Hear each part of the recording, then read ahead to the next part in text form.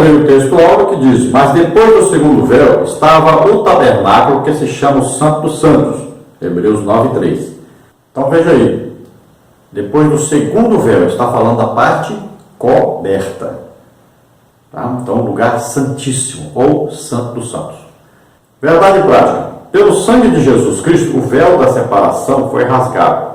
E hoje temos liberdade e confiança para entrar ao trono da graça de Deus.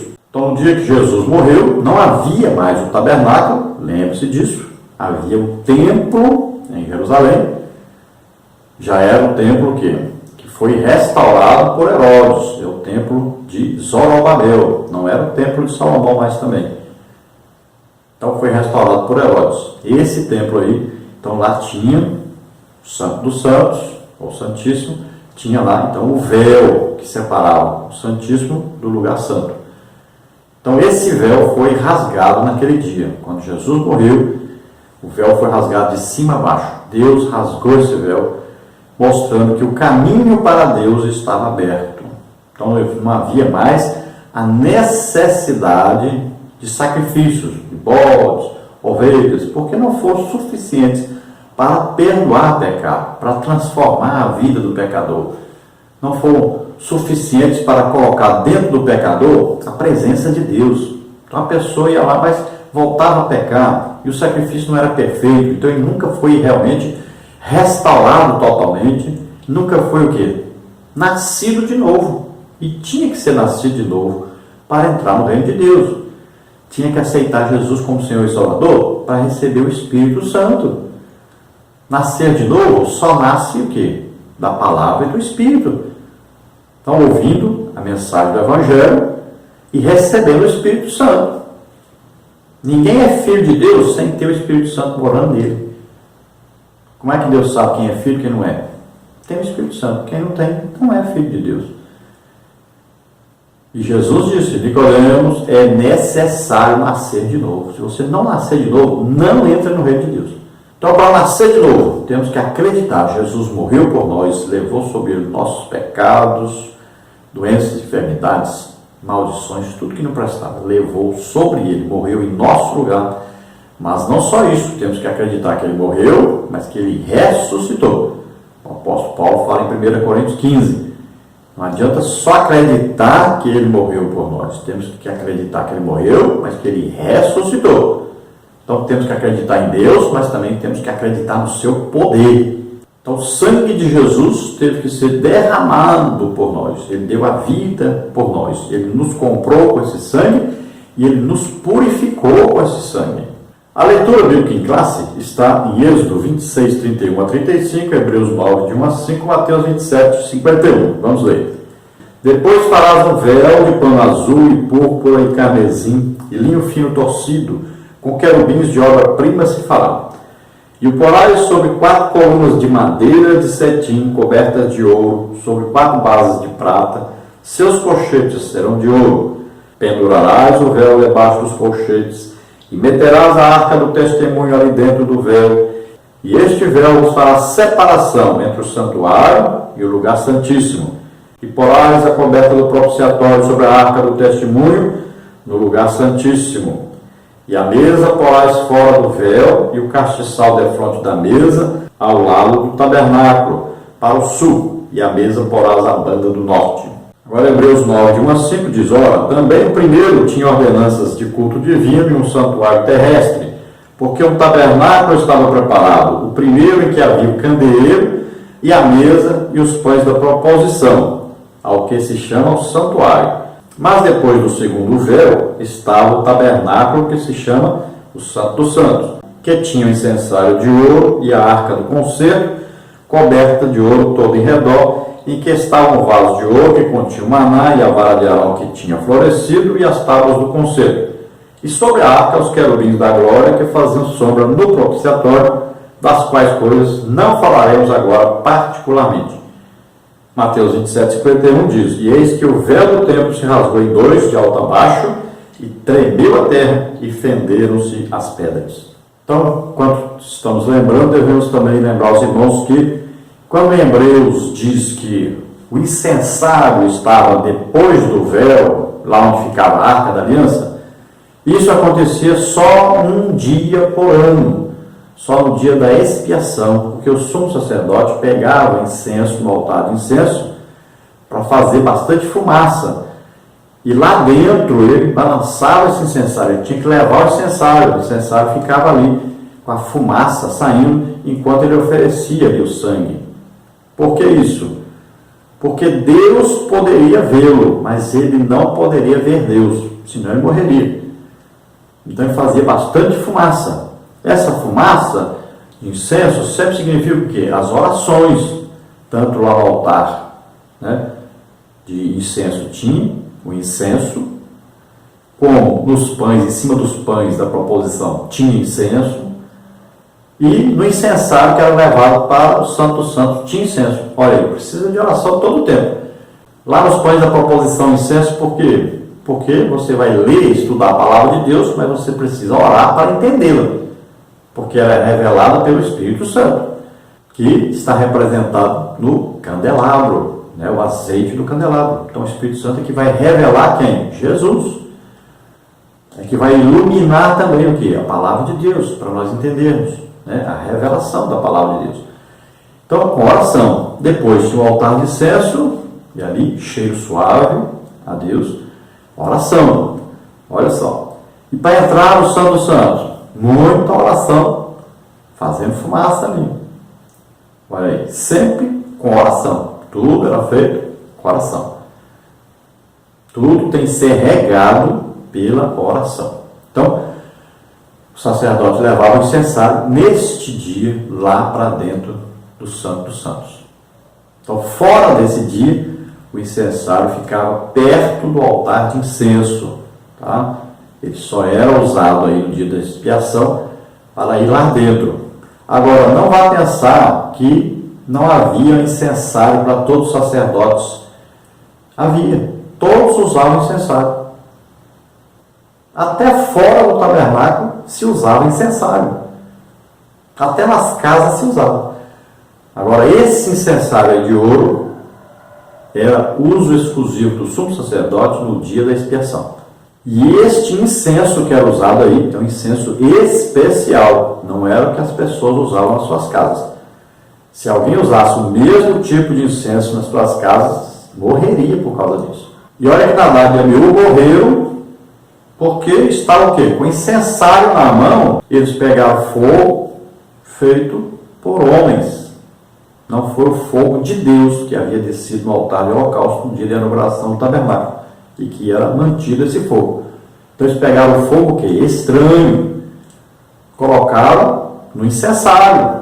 Eram brasas que eram colocadas no incensário, se balançavam, produzia um pouquinho de fogo, e o incenso que era jogado ali produzia fumaça.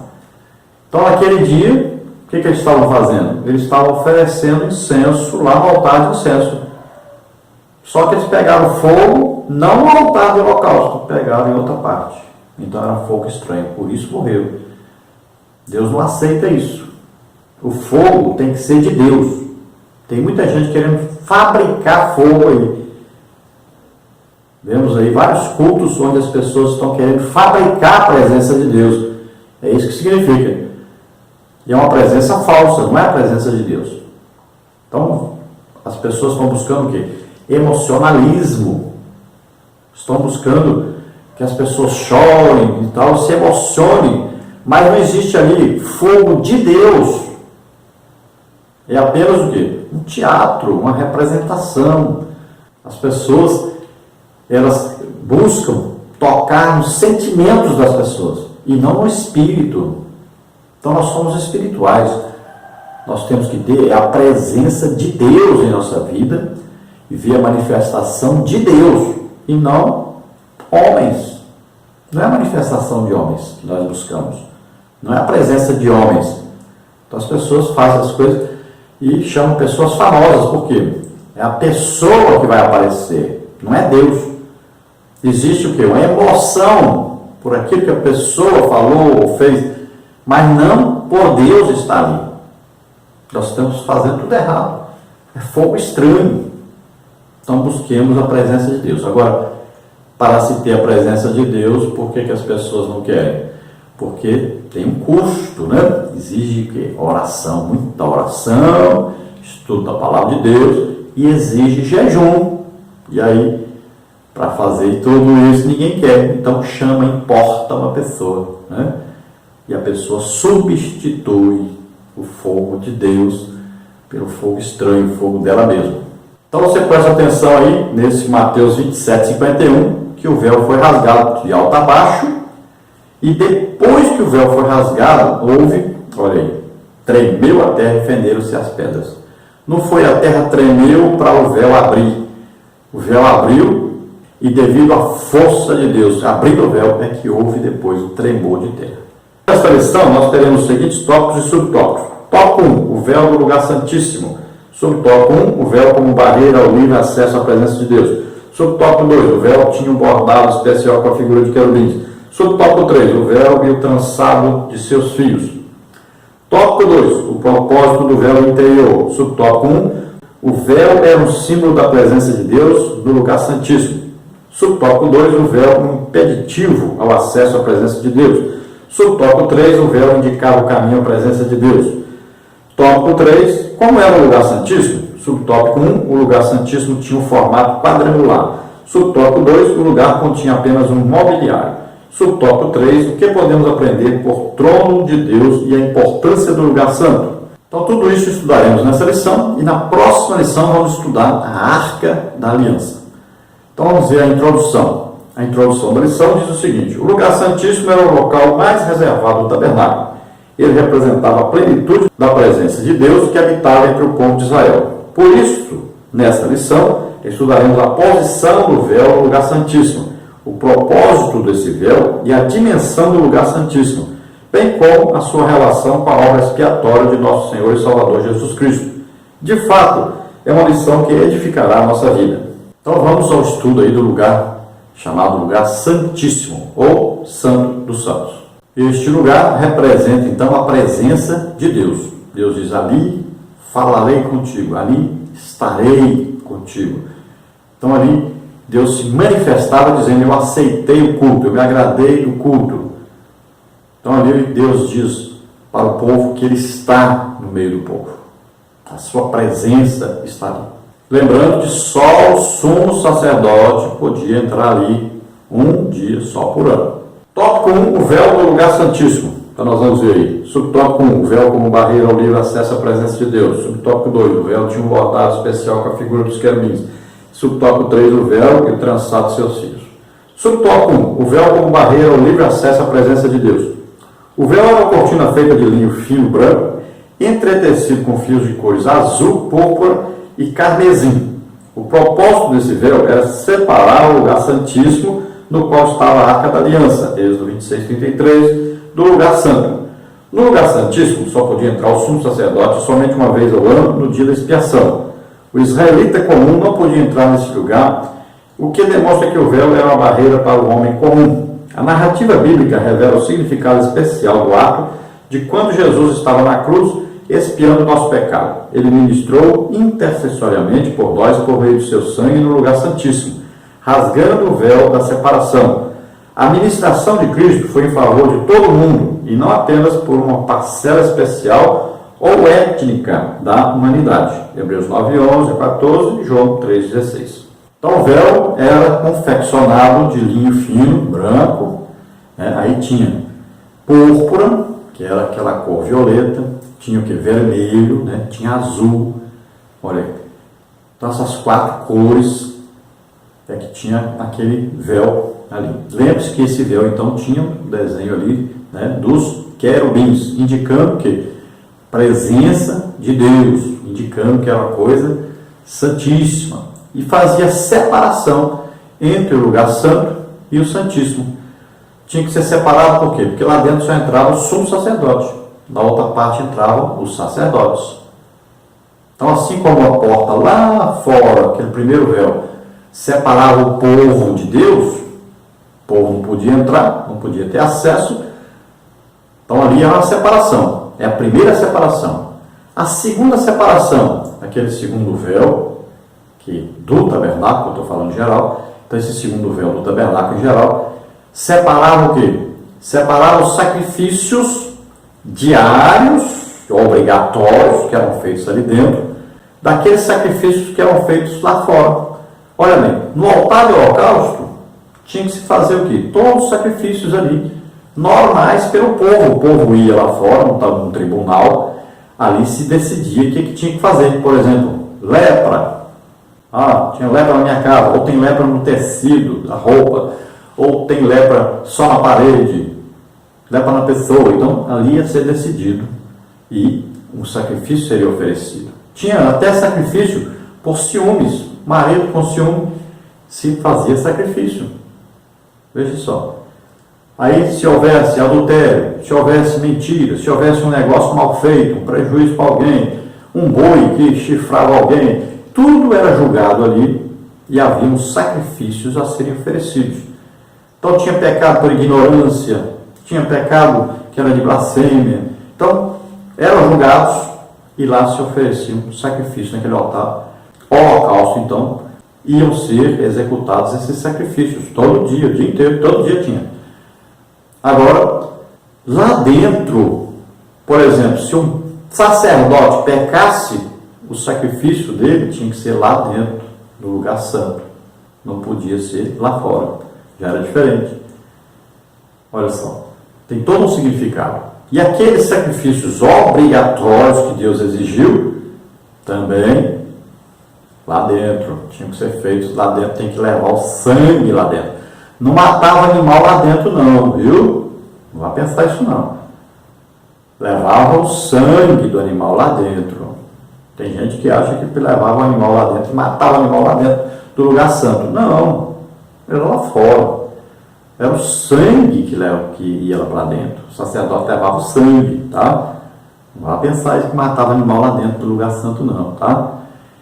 Então, lá dentro era oferecido, por exemplo, incenso, né? Todo dia tinha que manter aceso ali aquele candelabro, tinha que manter aceso o fogo lá no altar de incenso. Todo sábado se trocava os pães da proposição, tá? Então havia serviço ali todo dia.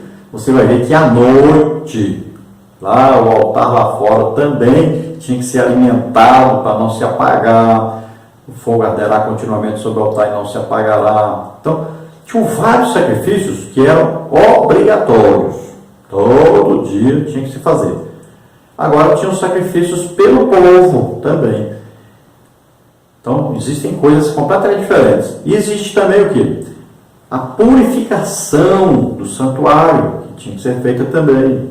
A purificação dos sacerdotes. Quando envolve sacerdote, purificação do santuário, aí tinha que se levar lá dentro o sangue.